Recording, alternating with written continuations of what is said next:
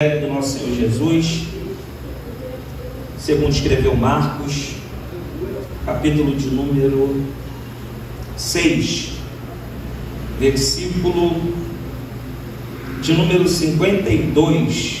Marcos 6, versículo de número 52. Diz assim o texto: pois não tinham compreendido o milagre dos pães, antes o seu coração estava endurecido. Quantos creem nessa noite que esta é a palavra de Deus? Tome seu assento em nome de Jesus. Se você puder, mantenha a sua Bíblia aberta. Tem data show aqui, né? Conforme eu vou falando, se for colocando o texto aí, vai nos ajudar. Bem, o texto que nós acabamos de falar aqui é extremamente conhecido. Essa igreja é uma igreja bíblica, uma igreja que ama a palavra do Senhor, o culto da palavra, do avivamento da palavra. O que mais é necessário entendermos aqui nessa noite a respeito dos evangelhos, a gente sempre recomenda, você que quer conhecer um pouco mais Jesus, você que quer entender mais quem é Jesus, a sua pessoa, além de você participar de todas as atividades da igreja, como escola bíblica, culto de ensino, enfim, os cultos oficiais da igreja, as orações matutinas, você também deve fazer da sua casa uma extensão da igreja. Você deve ler dentro da sua casa, você deve buscar a palavra de Deus. Então, os evangelhos, ainda que tenham o nome dos evangelistas, Mateus, Marcos, Lucas e João, os evangelhos não são dos evangelistas. O evangelho de Jesus é sobre Jesus que eles falam. Eles foram vocacionados, chamados, você conhece, cada um com uma responsabilidade, cada um para um povo, cada um de um jeito. Era como se pegasse aqui 4 pessoas para falar de Jesus, cada um ia falar da sua forma, mas o propósito final de todos os evangelistas é serem usados pelo Espírito Santo, como o apóstolo Pedro disse, que todos eles foram divinamente inspirados, para que hoje nós viéssemos a quase 3.000 anos e meio, 3.500 anos, crendo que essa palavra é a palavra de Deus. Tem alguém que crê que essa palavra é a palavra de Deus? Bem, então vamos lá. O que mais me chama a atenção aqui é que Marcos, ele é alguém que, quando eu leio o evangelho que Marcos escreve, você vai perceber que existem algumas peculiaridades no evangelho que Marcos escreve. Algumas delas é que Marcos, ele tem 16 capítulos. Marcos é o único evangelho dos evangelistas que é cronológico, pastor. Se você ler do capítulo 1 ao capítulo 16, você vai ver a história de Jesus, você vai ver os passos de Jesus, você vai ver o propósito de Jesus final, que é chegar na cruz do Calvário. O evangelho que Marcos escreve também é um evangelho que nós conhecemos como o evangelho da pedagogia. O que seria isso? Você vai perceber que nas passagens, nas referências, nos acontecimentos, Jesus ele se apropria das situações que acontecem com a multidão, com pessoas, seja palavra, ensino, oração, libertação, cura, prodígios e sinais. Todas as vezes que Jesus faz um ato desse, Jesus se apropria dessas situações para ensinar os discípulos, para mostrar para eles quem ele é e qual é a missão deles. Durante esses 3 anos e meio que você sabe que eles ficaram lá de Jesus, os discípulos não precisaram fazer nada, só obedecer, só ver, só perceber quem era o mestre, porque depois dos 3 anos e meio, aí sim, chegaria o momento deles colocarem em prática aquilo que aprenderam nos 3 anos e meio. Então é por isso que você precisa dar valor aos momentos em que você aprende, em que você senta para ouvir, e que você é doutrinado, que alguém fala alguma coisa para você, porque certamente isso vai contribuir para um dia, quando chegar a sua hora, quando chegar o seu chamado, o seu momento, você vai fluir em Cristo com tudo aquilo que Ele te ensinou. Bem, mas tem uma coisa aqui que me chama muita atenção neste evangelho, porque talvez você não tenha sido igual a mim, mas eu não nasci no evangelho, eu queria ter nascido. Eu entreguei minha vida no ano de 2004, com 17 anos de idade. Eu queria ter tido a oportunidade que hoje a gente deu para nossas filhas, de serem criadas no evangelho. Só que Marcos, você sabe também, ele é o primeiro evangelista que fala de Jesus. Se nós pudéssemos trazer para os dias de hoje, era como se Marcos estivesse fazendo um lançamento. É como se Marcos pegasse o Instagram e colocasse lá nos stories assim: você que quer ouvir falar sobre o Filho de Deus, você que quer conhecer os passos de Jesus, clica nesse link aqui, ou arrasta para cima, que você vai conhecer mais sobre ele. Então Marcos, ele lançou o Evangelho, ele falou. Você vai perceber que algumas narrativas e referências que os outros evangelistas falam, Marcos, ele não dá muitas informações, porque Marcos, ele pega o grosso da história de Cristo. Então, se você fizer uma leitura pausada em casa, você vai perceber que Marcos, ele prega de um Cristo que faz, um Cristo que cura, um Cristo que liberta, um Cristo que quando chega, alguma coisa tem que acontecer. E aí você percebe que os outros evangelistas, mesmo que tenham escrito coisas que Marcos não escreveu, na maioria delas tiveram que passar a ler o que Marcos escreveu. Foi preciso tomar por base a escritura que Marcos escreveu sobre Jesus. Por que eu estou falando sobre tudo isso? Eu estou dizendo isso porque, se você ler aqui, você percebe a minuciosidade de Marcos em falar daquilo que Cristo faz, daquilo que Cristo fala e daquilo que ele, muitas vezes, não falando, quer ensinar.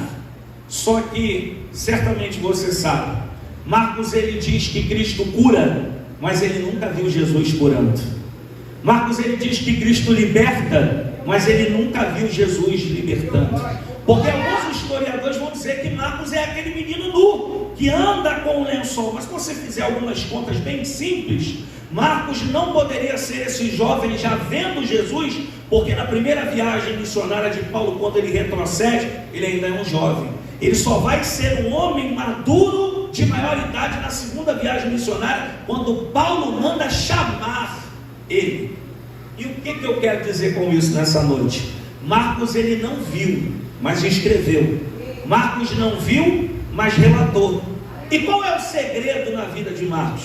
Marcos, ele não andou com Jesus, mas andou com quem andou. Marcos nos ensina que o tipo de pessoa que nós trazemos para a nossa vida tem o poder de levar a nós em níveis que nós não teríamos condições de chegar. Marcos, ele tem uma placa na sua testa que eu poderia dizer: alguém alcançado pela graça. Não tinha condições de ser, não era para ser. Se fosse para ser escolhido, não seria, mas não me pergunte como. Talvez eu esteja falando para alguém aqui nessa noite: você não teria condição nenhuma de estar aqui, mas a boa mão de Deus te achou aonde você estava. Eu preciso liberar essa palavra aqui. Eu vim nesta noite para te dizer: não desista dos Marcos que ainda não estão nessas cadeiras, que estão no tráfico, no assalto, na mão armada, que estão nas drogas, na prostituição, no adultério. Não desista deles, porque quando Deus chamar eles, Deus é perito em pegar lá fora todo podre, todo sujo, perturbado, colocar aqui dentro, banhar com seu sangue, libertar com a sua palavra, colocar neste altar de pé, para pregar a palavra para nós, para te dizer que Deus é poderoso para fazer abundantemente mais daquilo que pedimos ou pensamos, segundo o poder em que nós operamos. Louvado seja Deus. Não desista do poder que Deus pode fazer na vida de alguém. Bem, Marcos, ele nos dá detalhes, e nós lemos aqui, versículo 52, Marcos, ele para uma história. Marcos, ele para uma passagem em que os discípulos estão no mar, sofrendo, enfrentando os ventos, as ondas. É um bote, não é um barco biomotor. São 12 remos, 12 homens. E Marcos para tudo isso para dizer: pois ainda não tinham compreendido o milagre dos pães. Porque estão no barco, estão com o remo, receberam a ordem, mas o coração ainda estava endurecido. Marcos está dizendo que aconteceu uma etapa anterior que não foi bem resolvida, que não foi bem entendida, que não foi compreendida. E na escola de Jesus, as etapas da vida precisam ser vividas para que Deus possa nos levar a outros níveis. Então Marcos está dizendo que aconteceu algo que não foi subentendido. O que seria isso? Você vai ver o contexto do capítulo 6, versículo 30, a partir do versículo 30, que João Batista morreu, Jesus libera os discípulos para pregar a palavra, eles pregam, voltam para dar o feedback a Jesus com muita alegria, fizeram a vontade de Deus, mas quando eles chegam, a Bíblia diz que Jesus observa que eles foram servir, mas estão vazios, foram alimentar os outros, mas estão vazios. E se tem algo que Deus não se agrada, é alguém que quer servir, mas não está cheio, está vazio.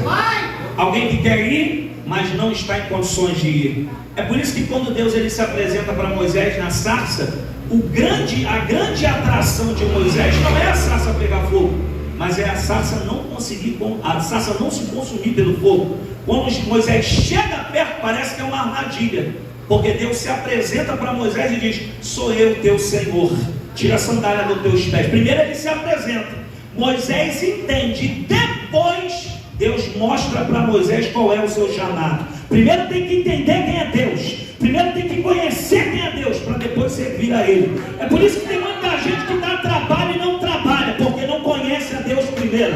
Primeiro tem que se relacionar com Ele, primeiro tem que ter intimidade com Ele, para depois servir a Ele e seguir os seus preceitos. Então, Marcos ele diz que o Jesus vê os discípulos, que é uma reunião só com os discípulos. O texto diz que eles atravessam de barco para o outro lado. Isso aqui me chama a atenção, porque a multidão, diz o próprio texto, de longe, escute isso, de longe consegue observar que é Jesus no barco.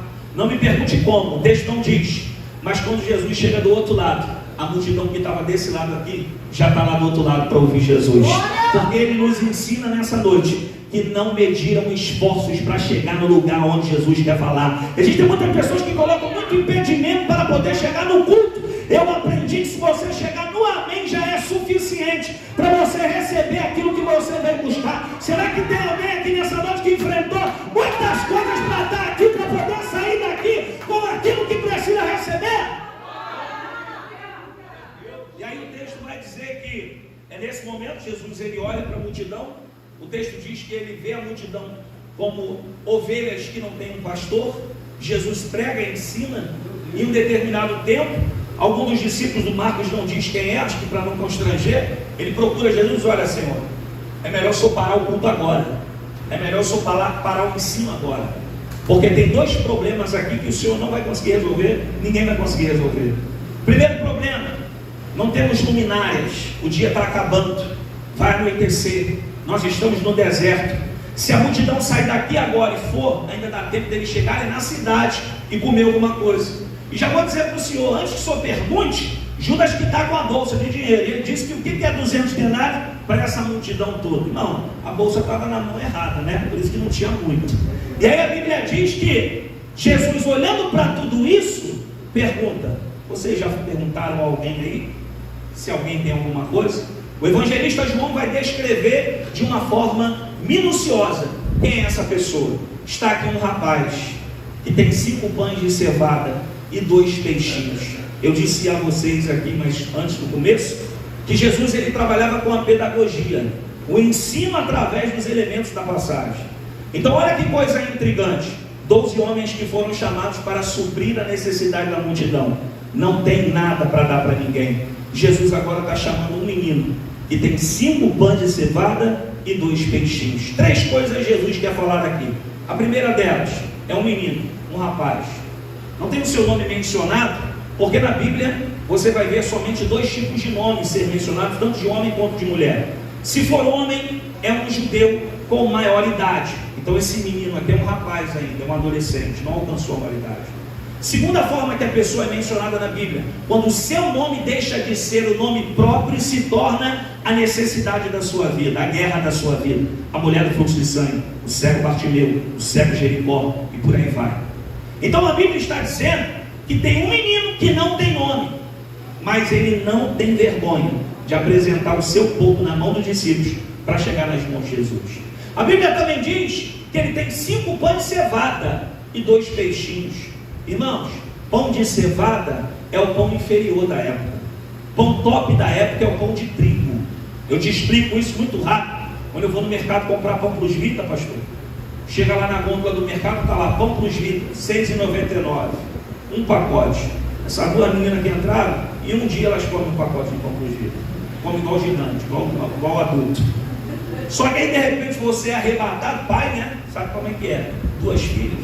Você olha para a gôndola do lado, está lotada. Está escrito assim: pão de forma da marca do mercado, R$ 2,99. Pastor, não sei o que acontece comigo. Eu fico cego igual o Saulo de Tarso, e eu olho só para cá e falo assim: o dinheiro que eu comprei isso aqui, eu compro 2. Elas comem hoje e amanhã. Ela não é, irmão? Só que tem um porém. Pão Plus Vita, por uma consagração de manhã em jejum, depois da consagração, as irmãs vão dizer aqui: desce ou não desce com um cafezinho puro? Pode estar até sem manteiga, desce ou não desce bem? Porque é Plus Vita, tem qualidade. Só que o pão de forma do mercado é bom também. Só que eu não sei na tua casa. Na minha, 4 dias fica duro, 5 dias fica verde. Tem que cortar as berolas para as crianças comer. Por quê? Porque o Plus Vita é mais caro. Não é porque ele é bonito, mas é porque tem mais trigo, porque tem mais forma, tem mais sabor, mais qualidade. O pão de forma do mercado não. É por isso que ele é mais barato. Sabe o que esse menino está apresentando? Algo que é inferior, que não é de primeira categoria. Você acha que esses 2 peixinhos aqui é o que? Panda? Tilápia? Não, irmão. São 2 lambari pequenininhos. Então eu quero que você entenda o cenário que está sendo construído por Jesus. E os discípulos estão vendo um menino que não tem nome, que o que tem é pouco e que apresenta algo inferior. Pronto. Está do jeito que Jesus gosta. Porque quem foi que disse que Deus precisa do nome de alguém para te abençoar? Quem foi que disse que Deus precisa que você faça favor para alguém, que você se humilhe para alguém, que você bata nas costas de alguém? Porque o teu Deus é o que manda na sua vida. A Bíblia diz que quando Deus se apresentou na sarça, Moisés disse para ele: eu posso até ir, eu estou fugindo de lá, eu até vou, mas eu preciso dizer para Faraó quem o senhor é. Aí Deus diz para Moisés: é o nome que você quer? Então fala para Faraó que eu sou o que sou e não há outro além de mim. Eu vim nessa noite te dizer que só o teu Deus é suficiente para te colocar aonde Deus tem para a sua vida. E aí fica a pergunta: o jovem tem algo que é inferior, o jovem tem algo que é muito pouco, mas pensa comigo, o pouco que ele tinha, ele entregou nas mãos de Jesus. Tem muita gente querendo que Deus faça grandes coisas na vida, mas não consegue ser fiel no pouco, não consegue entregar o pouco, não consegue perseverar no pouco. Quer muito, mas não é fiel no pouco, não entrega o pouco, não ora o pouco, não persevera o pouco, fala com todo mundo, desabafa nas redes sociais, mas não entrega o pouco para Jesus. Deus me trouxe aqui para te dizer: está na hora de você pegar os teus 5 pães, os teus 2 peixes e entregar nas mãos de Jesus. É interessante isso aqui, porque é muito lindo, só que os discípulos não entenderam nada. E aí a didática de Jesus muda, porque tem muita gente por aí dizendo que Deus é amor, que Jesus é amor. Lógico que é, só que também ele é juízo. Mateus capítulo 25, a Bíblia diz que veio um homem, a primeira aparição, entregou talentos, depois veio o Senhor buscar os talentos. Primeiro homem, a primeira aparição de Jesus, da barriga de Maria, um homem que veio amar, um homem veio se doar. O segundo homem não é chamado de homem, mas de Senhor. Por quê? Porque o primeiro homem é o amor, o segundo homem é o juízo. Quando Moisés se apresenta a Deus em Êxodo 33, ele diz para Deus: rogo-te que mostre a tua glória. Moisés era um dos homens com mais intimidade com Deus. Diz a Bíblia que falava face a face, por mais que a expressão face a face seja outra. Só que o interessante é que Deus diz para Moisés: é impossível o homem algum me ver, porque se o homem me ver, morre. Deus está dizendo para Moisés: olha, eu tenho 2 atributos, eu sou amor e eu sou juízo. Se você me ver como eu sou, eu vou matar você mesmo te amando. Então, quer um segredo, Moisés, para me ver? Coloca a cara na rocha, coloca a cara na penha, porque eu vou passar e tu vai me ver de costas. Olha isso aqui para você dar glória com o rosto. Como alguém que quer ver o rosto vai se satisfazer com as costas. Como alguém que quer ver face a face tem que botar a cara numa fenda para ver Jesus de costas. É porque a expressão costas aqui não é costas, a expressão costas aqui é minhas obras. Deus está dizendo para Moisés: quando você vê as minhas obras, você vai estar me vendo. Jesus disse: os sinais seguirão aqueles que creem. Ah, meu Deus,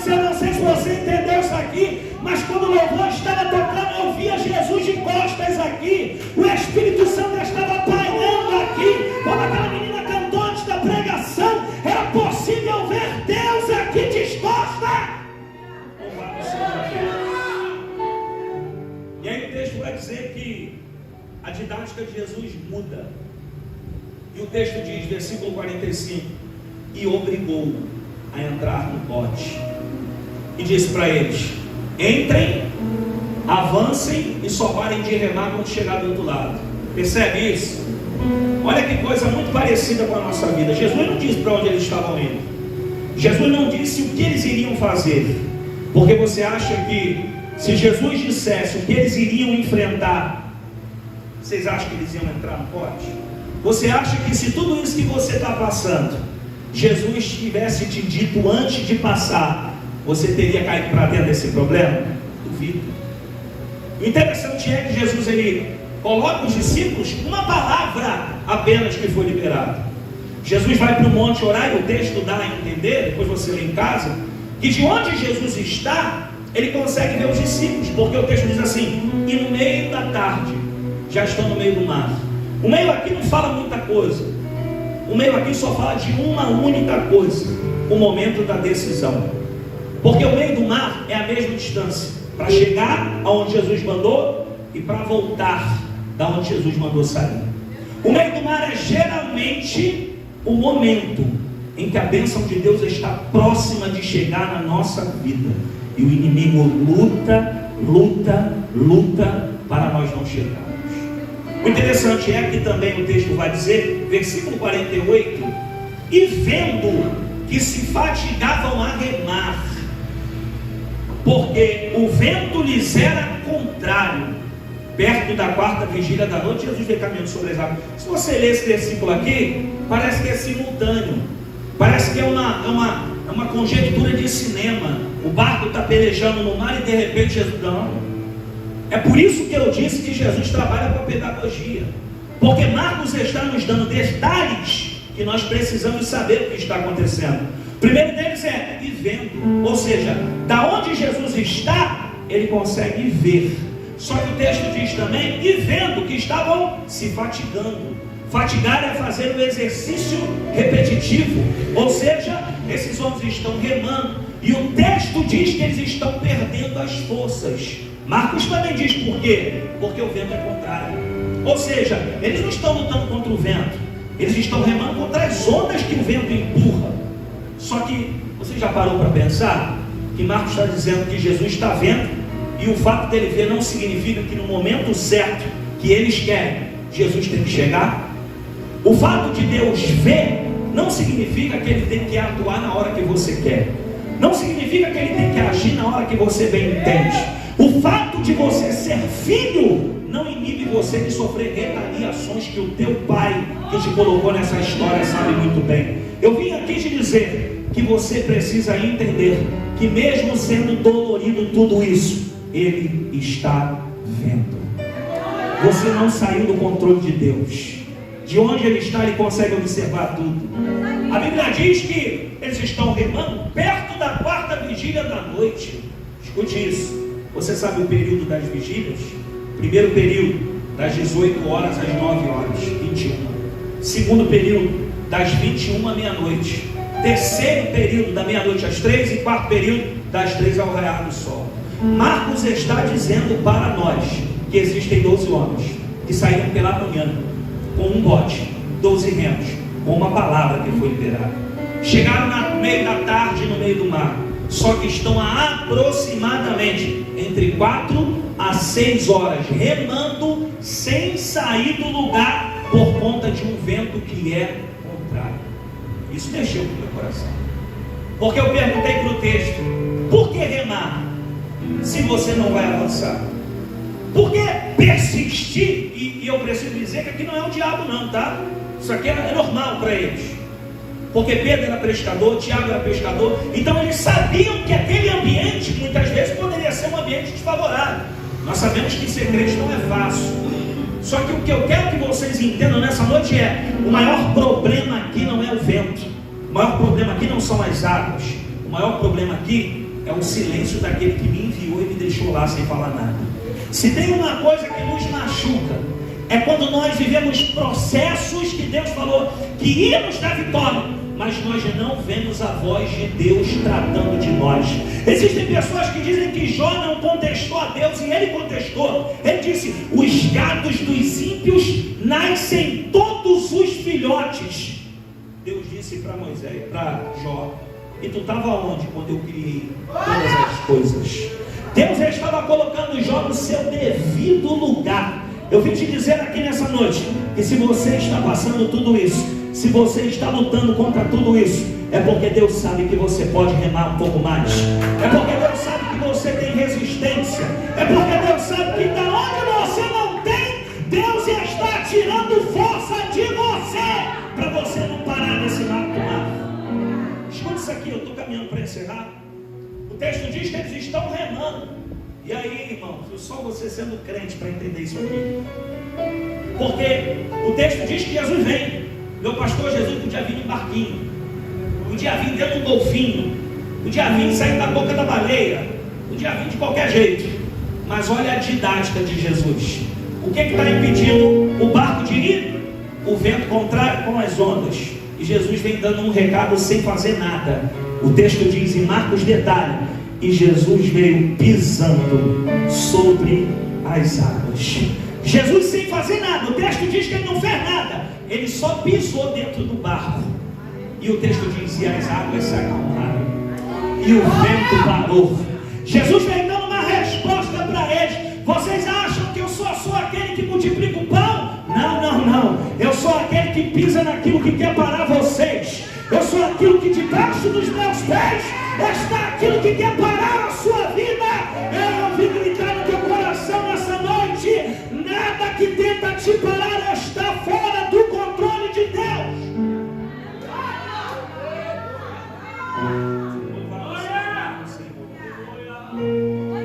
E aí o texto diz: pois ainda não tinham compreendido, agora compreendem.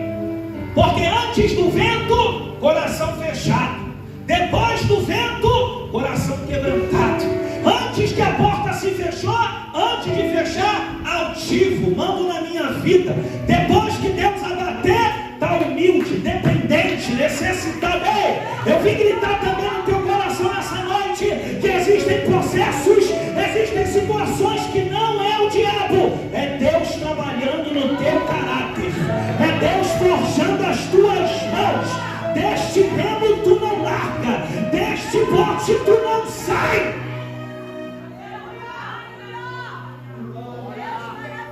E aí eu fiz uma pergunta para o texto: o que é tão importante que tem do outro lado para sofrer tudo isso? Porque se você analisar, para ser apóstolo era necessário muitas coisas. Você vê lá em Atos dos Apóstolos capítulo 1 as qualidades de um apóstolo, os requisitos. Mas se tem uma coisa que o apóstolo precisava ter, ele precisava ver Jesus curando. E até João, você vai ver os discípulos sendo chamados de discípulos, só em Atos, que são chamados de apóstolos. Então eu parei para pensar e entendi uma coisa: Senhor, se foi para o Senhor honrar o ministério deles, dar o melhor para eles, por que o Senhor não curou aqui? Por que o Senhor não fez aqui? Por que o Senhor teve que fazer esse processo todo? Porque lá do outro lado, Jesus precisava chegar com eles. Por que o Senhor não honrou eles aqui? Teve que fazer lá. Depois você vê o texto, capítulo 6, versículo de número 55. E percorrendo toda a terra em redor, começaram a trazer em leitos ou camas, onde quer que sabiam que ele estava, os que se achavam enfermos.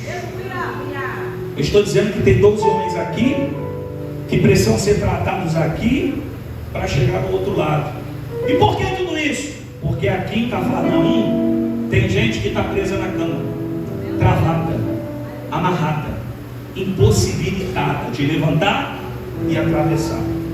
Então Jesus pega 12 aqui para arrancar deles o melhor, não para devolver para eles, mas para arrancar o melhor deles para a vida de alguém. Eu vim te dizer nessa noite que existem processos que você está passando. Não é por conta de você, é porque tem alguém na cama que precisa levantar. Tem alguém que Jesus precisa trazer de volta. Tem alguém que Jesus precisa fazer uma grande obra. E é por isso que a guerra é contigo. É por isso que o processo é contigo.